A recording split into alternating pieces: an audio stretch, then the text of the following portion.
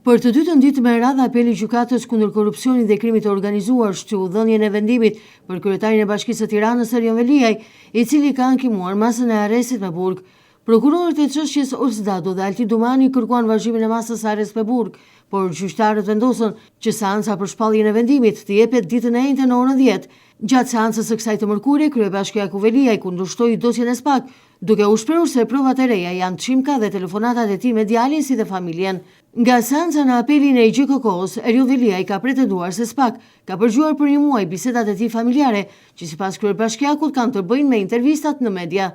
Ju nuk keni konsideruar provat e reja sulmet publike të Sali Berishës ndaj SPAK, por keni konsideruar provat e reja, çimkat dhe telefonatat e mia me djalin dhe familjen time si dhe interesimin tim për intervista në televizionet kryesore, mësohet se është shprehur Erion Veliaj.